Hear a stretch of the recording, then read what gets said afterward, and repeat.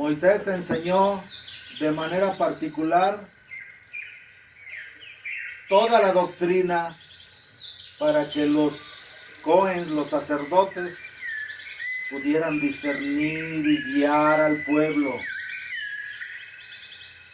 Aunque la mística está abierta para todos, aunque las experiencias espirituales de altísimo y verdadero nivel divino están para todos, no todos podemos experimentar eso porque no queremos, porque no nos enamoramos de Dios, porque no ponemos a Dios como el primero y único motivo de nuestra vida.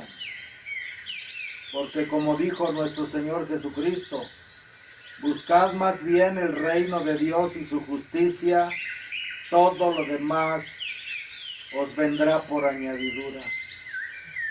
Si tenemos a Dios como centro de nuestra vida única y perfecta meta, todo nos será dado en todos los aspectos de nuestra existencia para cumplir ese fin último que es el retorno a Dios. Y los estados místicos representan un retorno al estado original de Adán, cuando Adán contemplaba a Dios de alguna manera, la ciencia infusa. Esa ciencia de cierta manera infusa que Jesús nos dejó con el Espíritu Santo, con el que ha ido guiando a la iglesia de 20 siglos. Y quien sigue siendo guiado por esa ciencia infusa del Espíritu Santo, no puede ser modernista, no puede aceptar las dualidades y las ambigüedades del Concilio Vaticano II, no puede aceptar doctrinas falsas donde se mezcla la verdad con la mentira, provocando abominación y abortos espirituales en las almas. ¿Sí? Pero asimismo, había en la enseñanza del Antiguo Testamento una forma de vivir.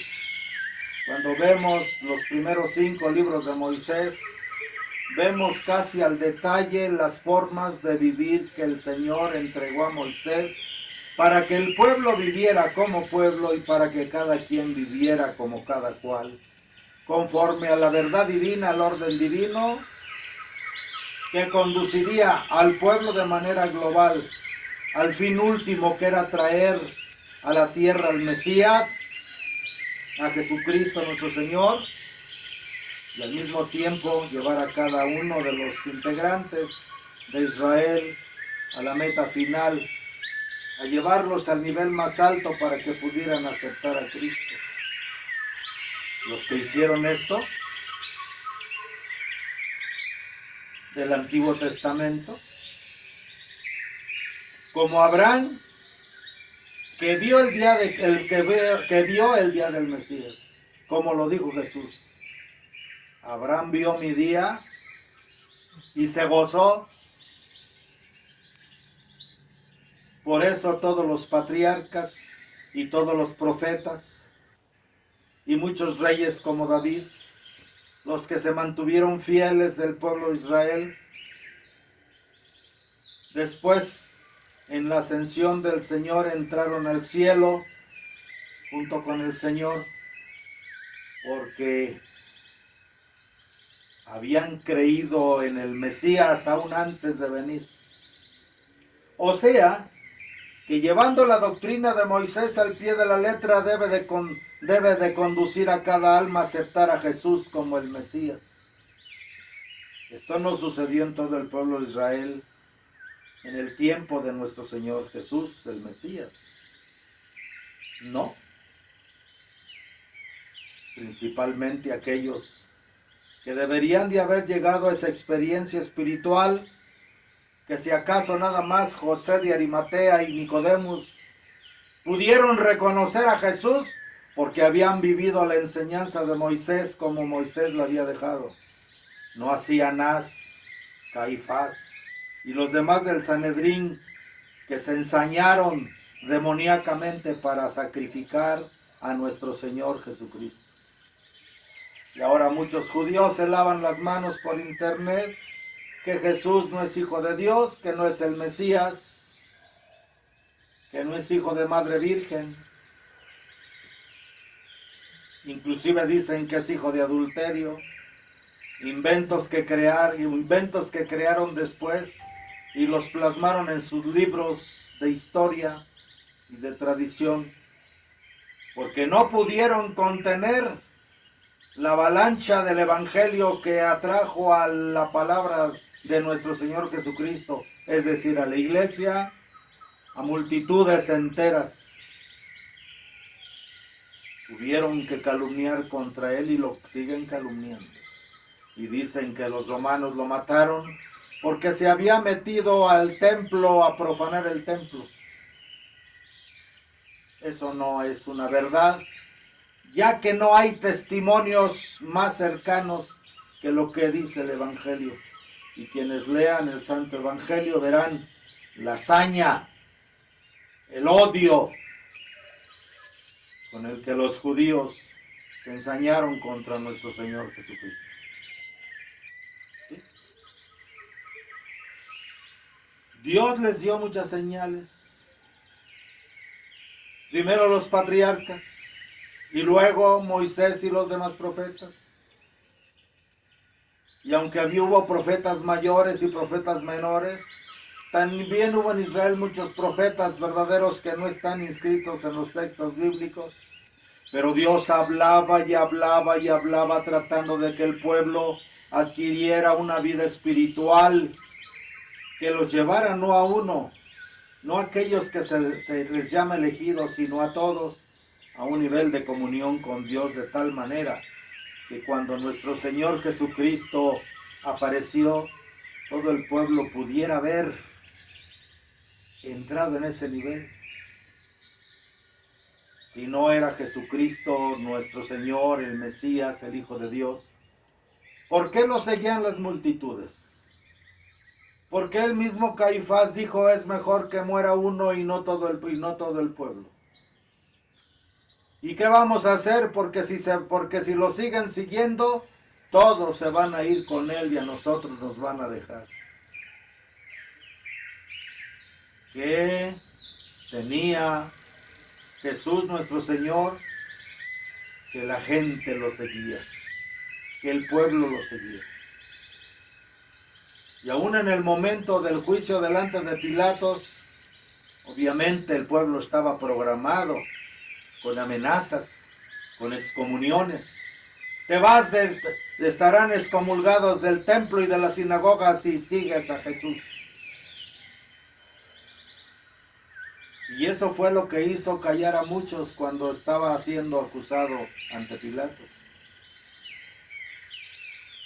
Esto fue lo que hizo que muchos gritaran, crucifícalo. La prueba es que desde el día de Pentecostés, cuando estaba el pueblo reunido en Jerusalén por las fiestas de esa Pascua especialísima de ese año, con muchos peregrinos judíos que habían venido de muchas partes del imperio, el día de Pentecostés, 3,000 se convirtieron a la fe, 3,000 se convirtieron a Jesús. Y a pesar de las prohibiciones, y a pesar de las excomuniones, y a pesar de las amenazas, y a pesar de las persecuciones, como lo vamos a ver después, cuando el mismo Pablo, enviado por los fariseos, va a Damasco para encarcelar a muchos cristianos, y nuestro Señor lo encuentra en el camino y con su luz lo derriba del caballo, y con ello de su soberbia, y de su orgullo, y de su vanidad, y de su sabiduría, y para demostrarle a Saulo que el poder de Dios es el poder de Dios, lo transforma y lo convierte en un instrumento, en un gran instrumento de conversión, no solo para judíos, sino para gentiles. Pero aquí lo que se refiere hoy que vamos a aplicar es cuando nosotros hemos tenido tantas señales, tanta enseñanza, tanta doctrina, tantas maravillas, tantas pruebas, tantos milagros, tanta gracia, tanta oportunidad, y no nos entrenamos en la vida de Dios, y no nos entrenamos en la vida espiritual, y no vivimos la vida espiritual, porque la vida es un entrenamiento constante en el camino de retorno a la fuente, en el camino del retorno al origen, en el camino del retorno a Dios.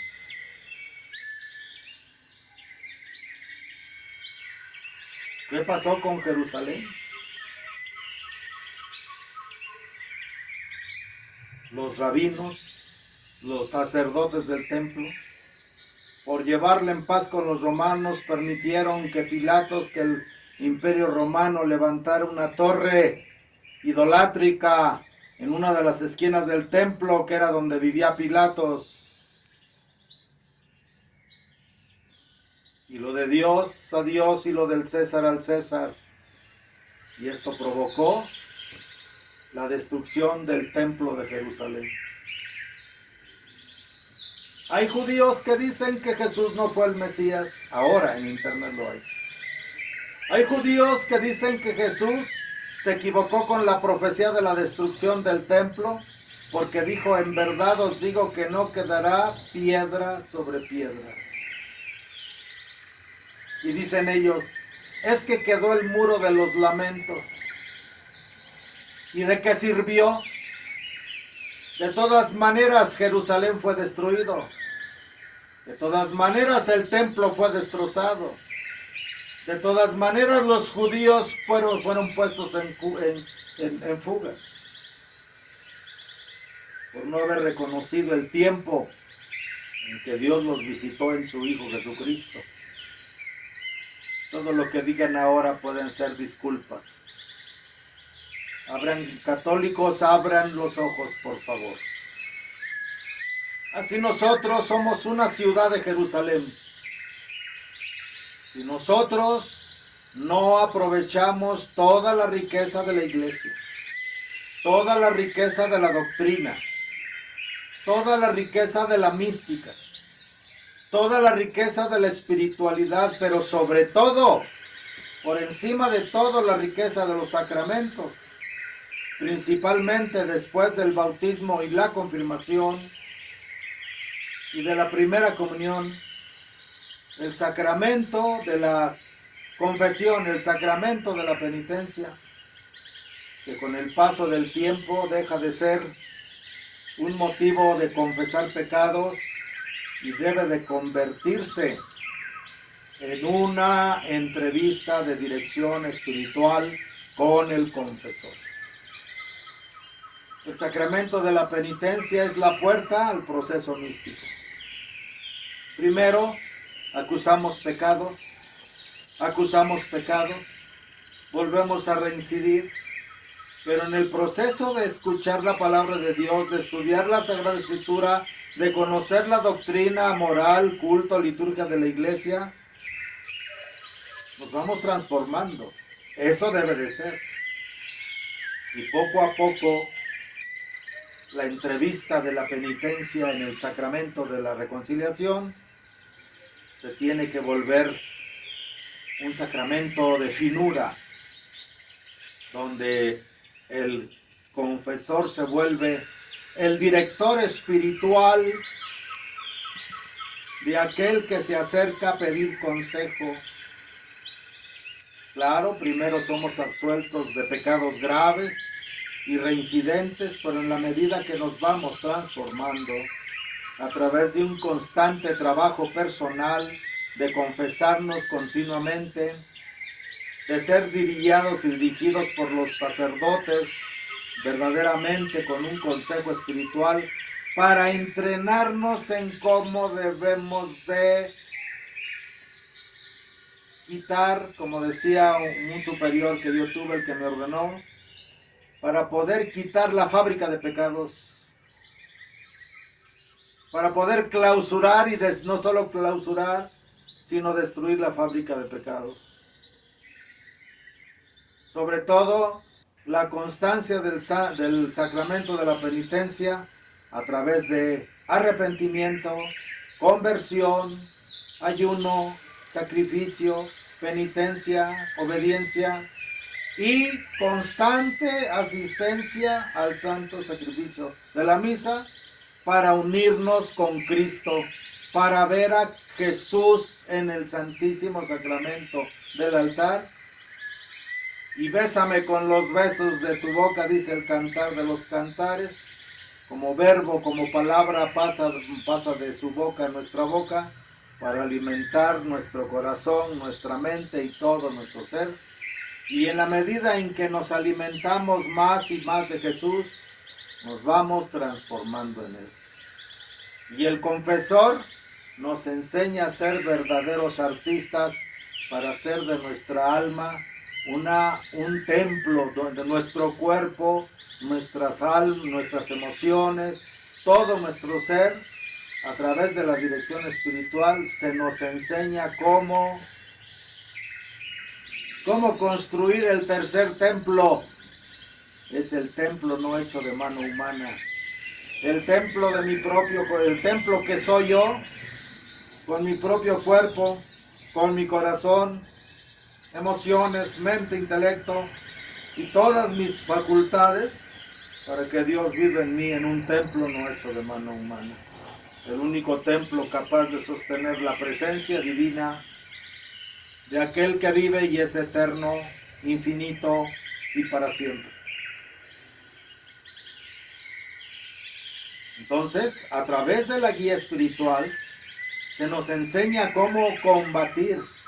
Nos vamos conociendo cada vez más y al mismo tiempo vamos descubriendo dentro de nosotros, con el consejo espiritual, las muchas formas de vencer nuestras inclinaciones malas, nuestras tendencias defectuosas, y ir corrigiendo nuestros defectos hasta perfeccionarnos más y más. Pero esto, amados hermanos, no se logra sin gracia. Y después de que pecamos, después del bautismo, la única forma de recuperar la gracia es a través de la confesión, a través del sacramento de la penitencia. En la medida en que vamos progresando, deben de saber que el sacerdote traza de 2 a 3 veces en el sacramento de la penitencia, traza de 2 a 3 veces el signo de la Santa Cruz para desatarnos de las ligaduras del demonio, del mundo y de la carne y para atarnos a Dios. Dios Todopoderoso y Eterno, tenga misericordia de ti, perdone tus pecados, te lleva a la vida eterna. Amén. Primera Cruz. Luego, Dominus Noster Jesus Cristo te absolve, te autoritatis te absolvum ni vínculos comunicaciones, et interdicte quantum vos me te indique, diende, ego te absolvo, a peccatis tuis in nomine Patris et Filii et Spiritus Sancti. Este es el centro de la absolución. Aquí se desata todo lo negativo del alma, de la mente, del cuerpo. Es la absolución central, la verdadera, la auténtica. Las palabras, la forma del sacramento. Yo te absolvo de todos tus pecados en el nombre del Padre, del Hijo y del Espíritu Santo. Y luego al final hay otra oración en la que se invoca por la pasión de Cristo, los méritos de los santos de la Virgen, la gracia para perseverar, y al final quizás se le echa la bendición al penitente in nomine Patris, en nombre del Padre, del Hijo y del Espíritu Santo. Entonces, cuando ya vamos en un proceso avanzado en el sacramento de la confesión, a veces hay lazos ocultos que el demonio trata de mantener en nosotros para después hacernos recaer en el pecado mortal.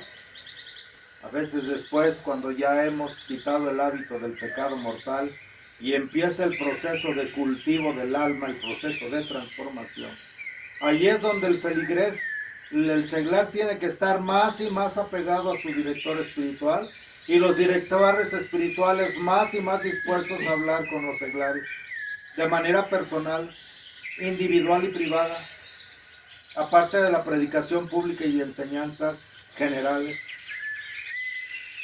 porque por eso se exige del sacerdote una vida santa, para que tenga el Espíritu Santo constante y pueda ver las sutilezas que el demonio puede tener ahí como ataduras en los penitentes.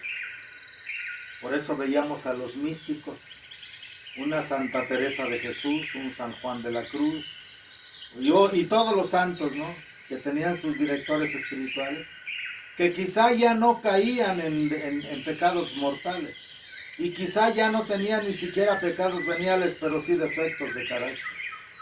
Pero tenían que consultar con sus directores y no confiar en ellos mismos plenamente, al menos no más allá de la gracia de Dios, para poder recibir el consejo. Y a veces el director espiritual descubría por allí un pequeño hilo del grosor de una telaraña casi invisible, en la cual el enemigo o las propias inclinaciones, los instintos del mal en nosotros todavía podían poco a poco jalar aquella alma hacia el pecado, hasta llevarla a pecados graves. Todos los que no se dejaron guiar por los que son más expertos en el camino del Señor, volvieron a caer. Por eso Santa Teresa decía, los que no se dejan guiar por los caminos, los que están más expertos en los caminos del Señor, ya no necesitan demonio que los tiente. Ellos son su propio demonio. ¿Sí? Porque va a llegar el tiempo de la guerra. Mas si dice, si conocieses también tú en este día el mensaje de la paz. Amados hermanos, si conociésemos nosotros también el bien que Dios nos visita. Hay una oración que se rezaba, no sé si todavía se reza, en la casa de ejercicios espirituales ignacianos de Atotonilco, Guanajuato. No sé si todavía andan ejercicios ignacianos, pero en mi infancia, cuando íbamos, así era.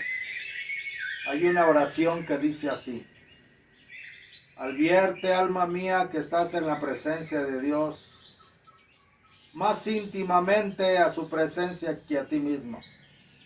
Está mirando el Señor todos tus pensamientos, afectos y movimientos, interior y exteriormente. Él te ve con claridad y Él te ve realmente como eres, pobre, inmundo y cubierto con la lepra de tus propios pecados, con que has ofendido a su infinita bondad. Pero el mismo Señor, obligado de su infinita misericordia, desea darte más que ti mismo, más que tú mismo, el perdón de todas tus culpas y el logro de estos ejercicios o de esta meditación. ¿Qué hicieras si supieras que es la última de tu vida, esta misa, esta meditación, este rosario, esta comunión, esta confesión? ¿Qué hicieras si supieras que es la última de tu vida? Tal vez no tengas otra de tiempo tan oportuno. Es lo que hoy puedes conseguir con un pequé de corazón, lo que no conseguirán con eterno llanto los condenados en el infierno para toda la eternidad. Alerta pues, alma mía, no pierdas tiempo tan precioso por el amor de Dios. Nadie sabe cuándo va a llegar la prueba. Así como Jerusalén se confió, los israelitas se confiaron, no supieron cuándo les llegó la prueba hasta que vieron la ciudad destruida y ellos expulsados y la mayoría muertos. Si conocieses también este día el mensaje de la paz. Tenemos que aprender a conocer, porque nadie sabe cuándo será el último llamado de Dios para nosotros. Mas ahora está oculto a tus ojos. Sí, vendrán días sobre ti en que te circunvalarán tus enemigos y te rodearán y te estreñarán por todas partes.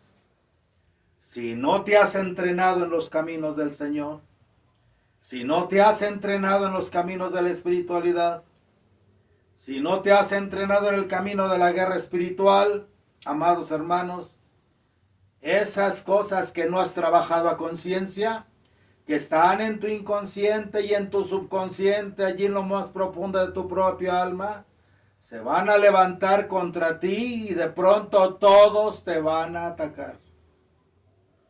Vas a ser probado parte por parte, piedra por piedra. Vas a ser probado en tu cuerpo, vas a ser probado en tu corazón, vas a ser probado en tus emociones, vas a ser probado en tu mente, vas a ser probado en tu alma, en todo serás. ¿Y qué será de ti si de pronto todos los enemigos se ponen de acuerdo y vienen y te circunvalan, te circulan como lo hicieron los romanos con Jerusalén cuando la ciudad y el templo fueron destruidos? Sí, vendrán días sobre ti en que te circunvalarán tus enemigos y te rodearán y te estrecharán por todas partes. Todos esos aspectos de tu vida espiritual que no has querido trabajar, busca un director espiritual. Si buscas verdaderamente a Dios con amor, el director espiritual, lo encontrarás. De cierto te digo que lo encontrarás. Cuando el discípulo está preparado, aparece el maestro. Pero el discípulo tiene que estar dispuesto como San Pedro, que cuando apareció Jesús le dijo, deja tus redes y vente conmigo. Y Pedro, dejándolo todo, se fue con él. Si no estás dispuesto a dejar todo, no encuentras a tu maestro, no encuentras a tu director espiritual. Pero lo encuentres o no lo encuentres, si no te has dedicado a través de la conversión, el arrepentimiento y la penitencia, y la guía espiritual, los sacramentos, la misa, a volverte un guerrero espiritual y a conocerte a ti mismo, en cualquier momento de tu vida, una enfermedad, un revés de fortuna, una muerte de alguien de tu familia, una separación o la hora de la muerte, todos esos aspectos que no trabajaste se van a levantar en ejército para rodearte y vas a sentir pruebas, acechanzas y tentaciones por todos lados, por no haber aprovechado el tiempo en que pudiste saber, aprender, leer, vivir y practicar la doctrina de la iglesia. Confesarte y comulgar seguido para fortalecerte, porque con cada vez que comes el cuerpo y la sangre de nuestro Señor Jesucristo en el Santísimo Sacramento, te vas transformando y transformando y transformando, confiando en que cuando llegue la hora de tu muerte, esperemos que hayas logrado la total transformación. Sí, vendrán días sobre ti en que te circunvalarán tus enemigos y te rodearán y te estrecharán por todas partes. Y te arrastrarán con tus hijos dentro de ti.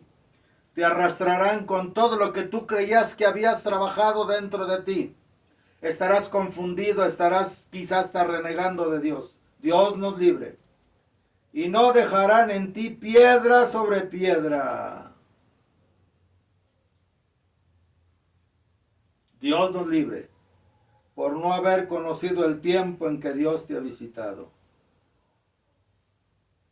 Y aquí nos da ya una primera receta. Y entrando Jesús al templo, comenzó a echar fuera a los que vendían y compraban en él, diciéndoles, escrito está, mi casa es casa de oración y vosotros la tenéis convertida en cueva de ladrones. El corazón de Dios, el corazón del hombre, es la casa de Dios, la morada del Santísimo. No debemos de permitir dentro de nuestro templo usurpadores y mucho menos vendedores. Eso es lo que está haciendo el Concilio Vaticano II, introduciendo en el corazón de los seglares los falsos maestros, las falsas doctrinas, las falsas enseñanzas. Y cuando el hombre ante los acontecimientos de su propia prueba espiritual se dé cuenta que eso no le fortalece, Dios nos libre. Dios nos libre. La epístola es de la primera carta de San Pablo a los Corintios, capítulo 10, versículos del 6 al 13, y dice así: Hermanos, no deseemos cosas malas como desearon los hebreos en el desierto. Apenas habían atravesado el Mar Rojo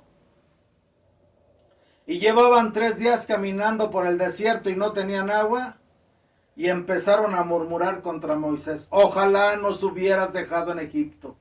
Nos sacaste para morirnos de sed en el desierto.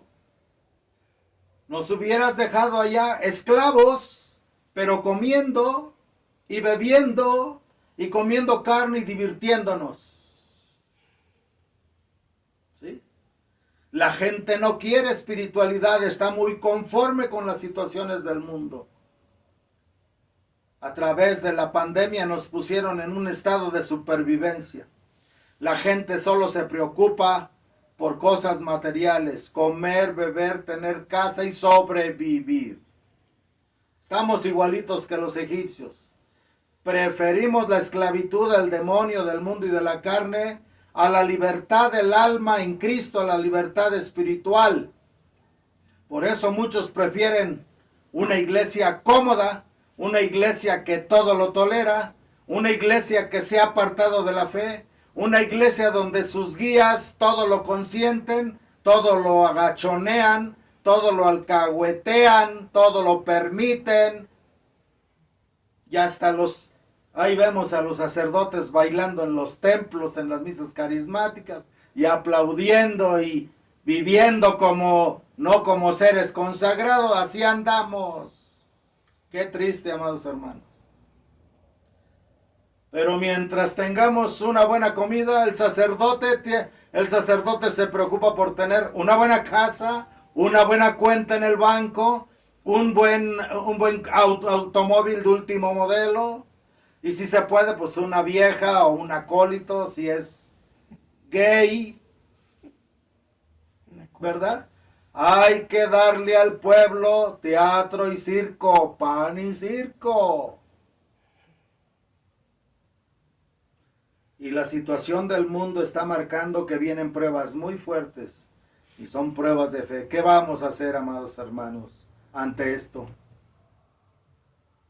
Y los que somos tradicionalistas no debemos de engreírnos, sentirnos la gran cosa porque estamos en la tradición. Porque nosotros seremos los más probados para ver si es cierto que como roncas duermes. Para ver si es cierto que lo que crees es verdadero. Para ver si es cierto que dice ser fiel a Jesús. A ver si es cierto. Por el contrario, el que viendo las barbas de su vecino pelar, eche las suyas a remojar. Ser tradicionalista no nos asegura la salvación si no somos fieles. Porque si aunque seamos tradicionalistas y mantenemos la fe verdadera, no estamos entrenados como guerreros contra el demonio, el mundo y la carne, en el campo de guerra que es nuestro propio pensamiento, nuestro propio corazón, nuestra propia alma, nuestra propia vida,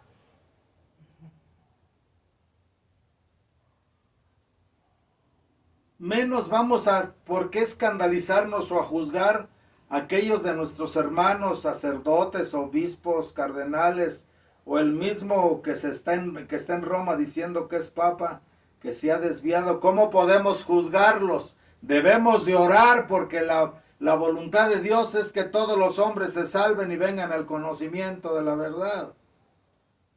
Somos más responsables los que nos decimos tradicionalistas que ellos, que a lo mejor muchos de esos sacerdotes y obispos no conocieron la tradición de la iglesia, no se les enseñó en los seminarios la tradición de la iglesia. ¿Cómo podemos juzgar? Tenemos que ubicarnos bien en lo que estamos. Pero no deseemos cosas malas como desearon los hebreos en el desierto. Ni adoréis a los ídolos como algunos de ellos, según está escrito. Sentóse el pueblo a comer y a beber. ¿Le suena esto? Sentóse el pueblo a comer y a beber. Las fiestas, todo, fiestas y todo. Sentóse el pueblo a comer y a beber y luego se levantaron a retozar. ¿Qué significa retozar? Embriagarse, emborracharse, drogarse, depravarse sexualmente. ¿Le suena eso algo a las fiestas de 15 años o a las bodas entre los católicos actualmente? Y a veces hasta entre los tradicionalistas, desgraciadamente, por quedar bien con la gente, con la familia, con los vecinos. Sentóse el pueblo a comer y a beber y luego se levantaron a retozar. Ni forniquemos, como algunos de ellos fornicaron, y murieron 23,000 en un día. La fornicación, todo tipo de sexualidad depravada fuera del matrimonio, antes del matrimonio, en el matrimonio, después del matrimonio. Ni tentemos al Señor como lo hicieron algunos de ellos y perecieron mordidos de las serpientes. ¿Sí? Es que para amar a Dios no se necesita tanto. Es que es mejor la iglesia ahora porque la iglesia ahora se ha vuelto más comprensiva, más tolerante, digo yo, más alcahueta y agachona, más consentidora. Ni murmuréis como algunos de ellos murmuraron y fueron muertos por el ángel exterminador. Todas estas cosas que les acontecían eran figuras de lo venidero. Si así se comportó el Israel de Moisés para con Dios, así peor tantito está sucediendo con la iglesia. ¿Sí? Y están escritas para escarmiento de nosotros, que hemos venido al fin de los siglos. Y así el que piense estar firme, tradicionalistas, oigamos, escuchemos, aprendamos, tomemos conciencia. No nos vanagloriemos de ser mejor que los modernistas. Cuidadito con el orgullo, la soberbia, la vanidad, la presunción. Porque hay muchos tradicionalistas que también se han vuelto legalistas. Desgraciadamente se han vuelto legalistas. Pero la responsabilidad de los modernistas está sobre nosotros, porque a nosotros se nos ha dado la gracia del Espíritu Santo para no perder la fe, y tenemos que hablar y tenemos que hacer todo lo posible por recuperar las almas de nuestros hermanos, con valentía, con fuerza, con firmeza, pero con caridad y amor, sin alcahuetería, sin agachonería, y cuando se necesita ni siquiera con suavidad, pero sí con caridad. Y así el que piensa estar firme, tradicionalistas, cuide, no caiga. No os vengan sino tentaciones humanas superables. Van a venir cosas tan fuertes que vamos a pensar que Dios nos está poniendo pruebas por encima de nuestra capacidad de lucha y de guerra y de vencimiento. No. Sentimos las pruebas tan duras y tan fuertes porque no nos hemos entrenado en el Espíritu, porque no nos hemos alimentado de la palabra de Dios y de Cristo Eucaristía, porque no hemos limpiado nuestro ser a través de la confesión del sacramento de la penitencia de manera dirigida y constante para alcanzar la perfección cristiana. Y así el que piensa estar firme, cuídese, no caiga. Nos vengan sino tentaciones superables. Entonces, cuando alguien dice es que esta tentación, esta prueba me supera, no te supera. Dios es fiel, Dios no pone pruebas por encima de tu fuerza, pero ¿realmente te has entrenado en la fuerza que tienes? ¿Realmente te has preparado en la fuerza que tienes? Si ni siquiera te conoces, si ni siquiera sabes los dones que Dios te ha dado, ¿cómo osas ahora culpar a Dios de que te está poniendo una prueba superior a lo que tú puedes soportar? Pero Dios es fiel, que no permitirá seráis tentados sobre vuestras fuerzas, palabra de Dios, y os dará los medios que os permitan no sucumbir. los medios que os permitan no sucumbir. Para terminar, solo un ejemplo. Me acuerdo mucho cuando nuestra Madre Santísima, la Inmaculada Siempre Virgen María, Madre del verdadero Dios por quien se vive, que se hizo llamar a sí misma, yo soy María del Rosario, Madre de Dios y abogada de pecadores, en Nueva Jerusalén. Los primeros años, cuando ella advirtió que quería que los sacerdotes que siguieran su palabra de ella, que la escucharan, retornaran a los sacramentos verdaderos, después del concilio, 1973. Tan es así que ella hizo retornar al padre Nabor de la obediencia al modernismo, porque el padre Nabor siempre fue obediente. Realmente la Virgen lo sacó de ahí y lo retornó a la doctrina verdadera tradicional. Aunque él era en cierta forma tradicional, pero sí, él llegó a obedecer al obispo de Tacámbaro con las reformas del concilio. Cuando la Virgen lo retornó, que empezaron a ir miles de gentes a la Nueva Jerusalén, y la gente decía, es que no hay sacerdotes donde ir a oír misa en latín. Porque en ese tiempo han de saber ustedes que muchos sacerdotes eran perseguidos, inclusive fueron expulsados de sus parroquias, y muchos sacerdotes fueron golpeados, arrastrados y bañados en sangre por no querer renunciar a celebrar las misas de siempre y a enseñar la doctrina de siempre. Yo conocí varios, entre ellos el que después fue Moisés Carmona, obispo de allá de Acapulco, que después fue obispo, bien consagrado por Ningo Dintuk y raíz y origen del Grupo Trento en México y en el mundo. Conocí sacerdotes, había un sacerdote aquí en un lugar en el distrito que se llamaba San Salvador el Seco. Allí vivía un sacerdote que ya enfermo, nada más se levantaba los domingos con mucho esfuerzo a celebrar, y así acostado que ya no se podía parar, todo el día y diario estaba confesando. Era como buscar una aguja en un pajar, encontrar un sacerdote tridentino, porque estaban siendo perseguidos de esa manera por el concilio, por Roma.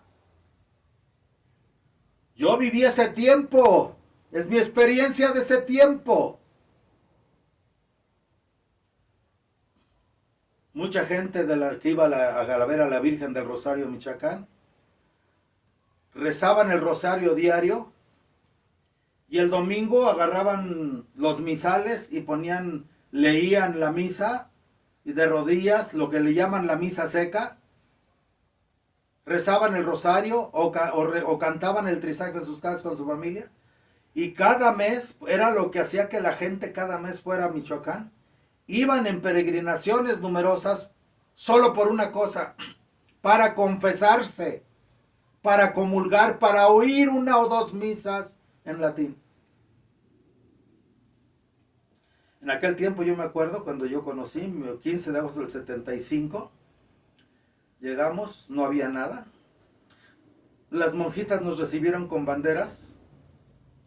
Y me acuerdo que estaban los padres confesando, estaba el padre Correa, el padre Monasterio y el padre Nabor. Confiese y confiese y confiese y confiese. A las 12 de la noche hubo una misa para que comulgara un grupo. No era, hacían misas de gallo para atender al pueblo. Sí. Y luego a las 4 venía la otra y a las 5 venía la otra. Sí. Y todo el espacio entre la misa de 4, entre la misa de medianoche hasta la misa de las 5 de la mañana, era confesar y confesar y confesar y confesar. Sacerdotes que confesaban, yo los veía ya cansados, confesando a 3 filas en confesionario, los hombres por delante y 2 filas de mujeres por el velo. Así era. Sí. Y eran colas. Y eran colas. Y la gente iba con el fin de confesarse. Muchos peregrinos trataban de llegar desde el viernes porque era para la comunión del primer viernes o del primer sábado. Los que por trabajo no podían ir el viernes, llegaban el sábado a las 3, 4 de la mañana, empezaban a llegar los autobuses y ya estaban los padres confesando para que pudieran comulgar el sábado primero y luego el domingo antes de que se regresaran a las peregrinaciones. Y la gente se aguantaba, no iban a misas modernas, porque la Virgen dijo, no quiero ver a mis hijos en esos templos donde Dios ya no está, en esos templos profanados, en esos templos donde los sacerdotes se han vuelto falsos profetas. Esos templos apretados de demonios, porque dejan entrar a las mujeres y a los hombres con esas modas infernales que tanto ofenden a Dios. La esencia del mensaje de la Virgen era arrepentimiento, conversión, penitencia. Y realmente la obra de la Virgen del Rosario, más que, a pesar de que muchos la vieron en cuerpo y alma, y a pesar de que muchos tuvieron manifestaciones así, y tú lo sabes, la mayor obra de la Virgen del Rosario es devolverle la fe en la iglesia verdadera a muchísima gente. Eso fue lo que nuestra madre nos enseñó. Sí, el centro de ahí. El centro de ahí, el Santísimo Sacramento, Sí. la confesión, la misa. Sí, el retorno a lo verdadero. El retorno a lo verdadero. Sí. Y la gente se esperaba. Y iban de todas partes de la República solo para confesarse, a ver a la Virgen, pero la confesión. Llegaban, entraban a la ermita a ver a la Virgen, salían y luego, aunque duraran 3-4 horas esperando la confesión, porque los padres, que eran solo 3, no se daban abasto. Sí. Entonces, esta es la esencia. Lo que está viniendo viene muy fuerte, amados hermanos. Por eso he insistido desde el Pentecostés para acá. Busquen las experiencias místicas. Hay que enamorarse de Dios. Amados hermanos, yo puedo entender que muchos de ustedes no tienen acceso a la misa tridentina porque no saben dónde están los lugares donde se celebra misa. Les voy a dar hoy una dirección. Miguel Schultz 91, Colonia San Rafael. Misa todos los días a las 8 de la mañana y a las 7 de la noche. Y los domingos la misa es a las 9 en la mañana, Y a las 11. a las 11 del día y luego creo que hay otra Así. a las 7 de la noche. Y allá hay padres confesando Sí. en Ciudad de México, Metro San Cosme. en Metro San Cosme, está muy cerca, Miguel Schultz 91, vayan a misa ahí. Busquen, trabajen, oren, lean la palabra de Dios, consigan catecismos antiguos, sobre todo el del Padre Ripalda, recen el Santísimo Rosario, dejen las mujeres de usar las modas indecentes, vístanse con faldas abajo de la rodilla, cúbranse su cabeza para orar, trate de andar lo menos maquilladas que se pueda, y los hombres igual con un vestido honesto. Aquí es cuestión de o salvamos el alma o no salvamos, o no nos salvamos. Más bien, o nos salvan o no nos salvan. Porque el que nos salva es Jesucristo. Pero el que guarda mi palabra, vendremos a Él y en Él haremos nuestra mansión, nuestra morada. Pues que nuestra Madre Santísima, que es la morada de Dios, es el templo, trono y sagrado de la Beatísima Trinidad, interceda por nosotros y pidámosle su asistencia maternal para que nos enseñe, nos transmita cómo ser verdaderamente templos de Dios, cómo ser verdaderamente ese templo no hecho de manos humanas, que es el verdadero tercer templo que se tiene que reconstruir en cada uno de nosotros para que Dios more, para que Jesús habite entre nosotros. Ya sabemos que Dios es omnipresente y está en todas partes, aún dentro de nosotros y en todas las criaturas. Pero en relación a nuestra existencia en la tierra, a la caída que tuvimos en Adán y Eva, a la redención por la sangre de nuestro Señor Jesucristo y a la Iglesia Católica, las cosas tienen que ser como Dios las ordena. Así sea. En el nombre del Padre, y del Hijo, y del Espíritu Santo. Amén.